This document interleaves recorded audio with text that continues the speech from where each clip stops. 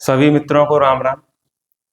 मैं अंकित दुबे आप सभी लोगों के मध्य हिंदी का कंप्लीट सिलेबस स्टार्ट कर रहे हैं, जो आपके आने वाले किसी भी एग्जाम जैसे कि UP police, Delhi police, UP TET, super TET और यूपी ट्रिपल एससी की आगामी सभी प्रतियोगी परीक्षाओं के लिए लाभदायक होगा।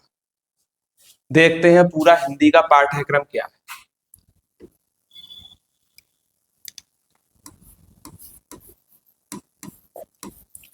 हिंदी का पाठ्यक्रम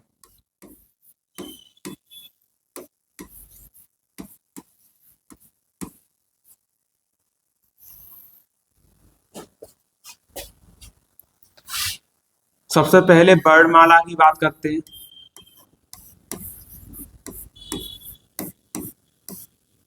जिसके अंदर हम स्वर और व्यंजन का वर्गीकरण देखते हैं। दूसरे पे आता है हमारा संधि। फिर संधि में हम संधि के प्रकार और संधि के उदाहरणों के बारे में चर्चा करते हैं, जैसे कि विद्यालय में संधि कौन सी है, तो उसके लिए हम पूरा संधि का टॉपिक डिस्कस करेंगे, जिससे सभी तैयारी पूरी हो। उसके बाद आता है समास। ऐसे ही समास के बारे में जानकारी लेंगे। उसके बाद आता है उपसर्ग। उपसर्ग क्या है?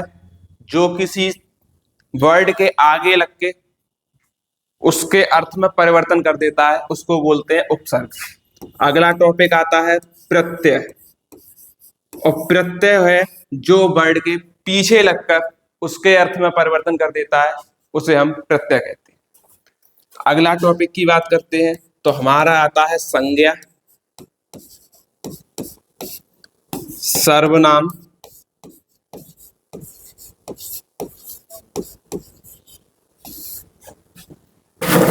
उसके बाद आता है विशेषण,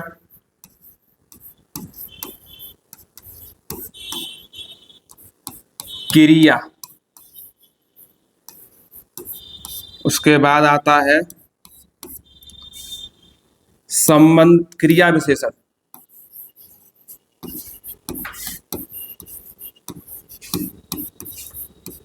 क्रिया विशेषण के बाद हम देखते हैं संबंध बोधक।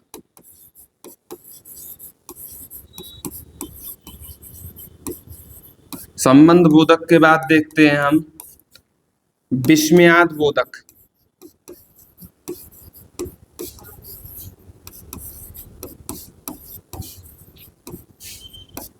और विस्मयाद बोधक के बाद देखते हैं हम समुच्चय बोधक।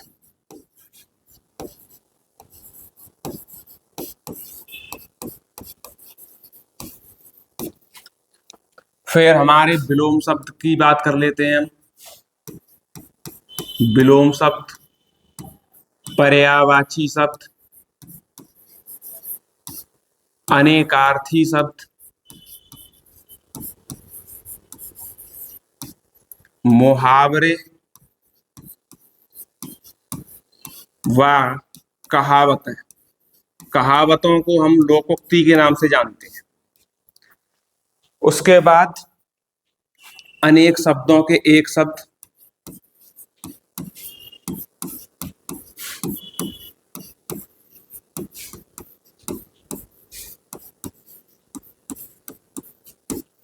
बर्तनी। बर्तनी के बाद वाक्य, जिसमें हम वाक्य के प्रकार, वाक्य शुद्धि, शुद्ध अशुद्ध, इन सभी के बारे में चर्चा करते हैं। उसके बाद पढ़ेंगे वाच्य,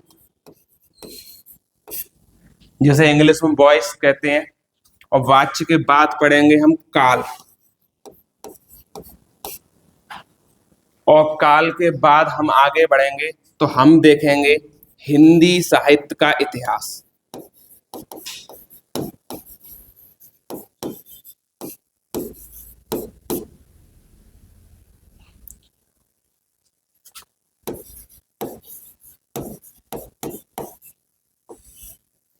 और उसके बाद रस, छंद, अलंकार, और उसके बाद देखते हैं हम लेखक और रचना।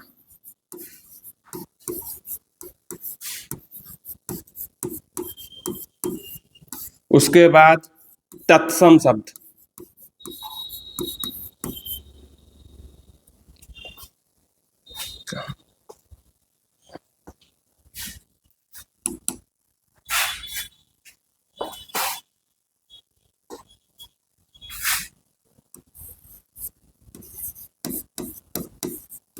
तद्भव शब्द।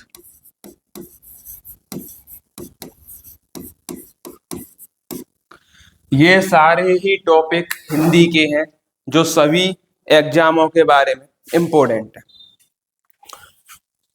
जितने भी पेपरों में, एग्जामों में जो सिलेबस आता है, इन टॉपिक से बाहर कोई भी चीज नहीं आती हिंदी में, और इन सभी के बारे में हम डिस्कस करेंगे एक एक टॉपिक के बारे में कि किस टॉपिक में हम कितना क्या क्या पढ़ना होता है। अभी शॉर्ट में समझते हैं। जैसे कि संज्ञा है, सर्वनाम है, और विशेषण है, और क्रिया, इन चारों को मिलाकर बोलते हैं विकारी शब्द। विकारी शब्द, क्रिया विशेषण, संबंध बोधक, विस्मयार्थ बोधक और समुच्चय बोधक, इसको बोलते हैं अविकारी शब्द। अविकारी शब्द, और इन्हीं अविकारी शब्दों को बोला जाता है अव्यय। ठीक, तो ये रहा आप सभी का हिंदी का सिलेबस। चाहे किसी भी एग्जाम की आप तैयारी कर रहे हो, तो आप किसी भी एग्जाम की तैयारी कर रहे हो, इतना ही हम सबको पढ़ना होता है। तो आप सभी को वीडियो अच्छी लगी